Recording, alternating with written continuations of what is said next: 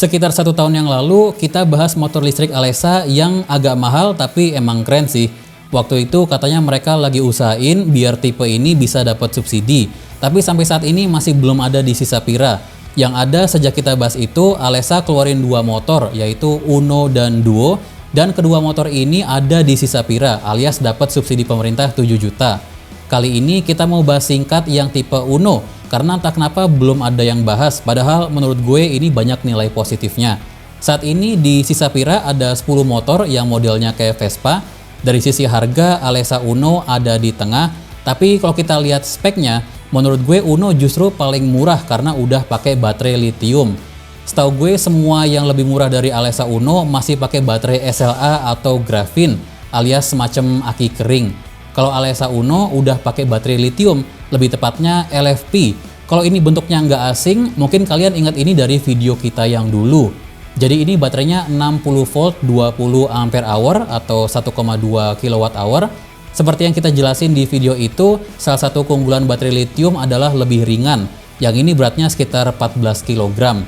Buat konteks, kalau baterai yang model aki kering dengan spek yang sama, beratnya bisa 2 kali lipatnya atau sekitar 30 kg. Baterai LFP juga umurnya lebih panjang dibanding baterai SLA atau Silk Lead Acid. Kata Alesa, baterai yang dipakai ini bisa buat jalan 50 km. Nah ini baterainya dulu pernah kita tes, bisa jalan sekitar 60 km. Tapi itu pakai motor yang dinamonya atau motornya 800 watt. Kalau Alesa Uno motornya 1000 watt. Jadi sedikit lebih makan listrik. Jadi mereka klaim 50 km seharusnya bener. Tapi itu juga artinya Alesa Uno sedikit lebih bertenaga buat tanjakan dan boncengan dibanding Uinfly T3. Motornya model hub drive alias posisinya langsung di roda belakang. Jadi nggak pakai belt atau rantai. Untuk kecepatan maksimal atau top speed, Alesa Uno di 50 km per jam. Setahu gue ini sengaja dibatasin untuk 2 hal. Dan nggak cuma di motor ini ya, banyak juga motor listrik lain yang kecepatannya juga sekitar 50-60 km per jam. Pertama, kayak motor biasa aja, makin kenceng kan makin boros bensin. Motor listrik juga makin kenceng, makin boros listrik. Jadi dibatasin biar baterainya lebih awet. Justru ini alasan kenapa hampir semua molis termasuk Alesa Uno ada pilihan beberapa mode berkendara. Biasanya ada 3 mode dan milihnya pakai tombol di stang. Mode 1 paling irit baterai tapi kecepatan maksimalnya paling pelan. Kalau mau lari paling kenceng ya mode 3 tapi ini mode paling boros baterai. Alasan kedua, kecepatan dibatasin. Motor listrik kan hampir nggak ada suaranya kalau di jalan. Jadi kalau bawanya kenceng agak bahaya buat orang yang nggak denger ada motor mau lewat atau mau nyalip. Motor listrik juga kebanyakan lebih ringan dibanding motor biasa. Buat konteks, motor Matic dan motor Vespa rata-rata beratnya di sekitar 110-120 kg. Alesa Uno ini beratnya cuma 82 kg.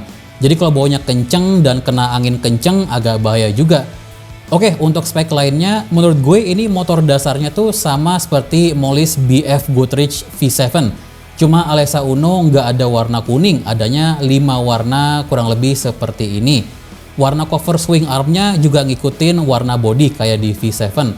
Dan selain itu ada laci ala Vespa buat naruh sarung tangan contohnya, ada gantungan buat tas atau belanjaan, ada colokan USB buat kalau perlu ngecas HP, joknya empuk, bagasinya cukup luas buat jas hujan dan lain-lain, ada saklar MCB, fungsinya sama seperti yang di kotak listrik rumah, colokan charger motornya di sini dan ada lubang buat kabel chargernya. Tombol-tombol di stangnya kurang lebih sama seperti ini.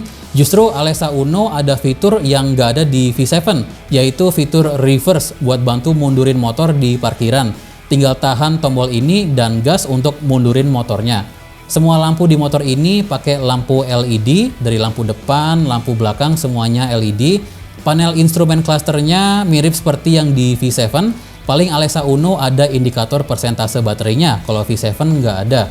Ban depan belakang tubeless pakai velg ring 10 atau ukuran 10 inci. Rem depan pakai yang cakram atau disc brake, tapi rem belakang masih tromol atau drum brake. Suspensi depan teleskopik dan ada pelindungnya. Suspensi belakang dual shock absorber. Oke, terakhir gue mau bahas cara ngecas baterainya karena ada 2 cara. Pertama, kita bisa cas di rumah, tinggal colok satu ujung ke bagasi tadi, terus satu ujung ke listrik. Waktunya sekitar 3-4 jam. Spek chargernya 72 volt 6 ampere alias sekitar 430 watt. Cara kedua, kita bisa cas di charging stations. Ini masih dalam proses sih, tapi nanti kita bisa download aplikasi di HP, bakal muncul titik-titik lokasi charging stations dan mana aja yang sedia dipakai.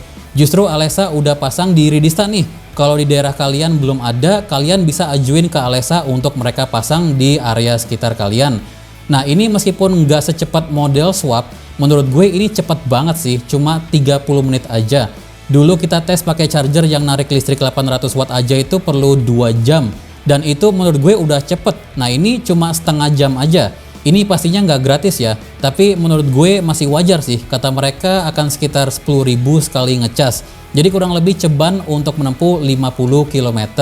Kalau ngecas di rumah justru lebih murah, nggak nyampe goceng. Tapi mereka kan minimal harus kembali uang buat masang charging stationsnya. Jadi ceban masih oke lah.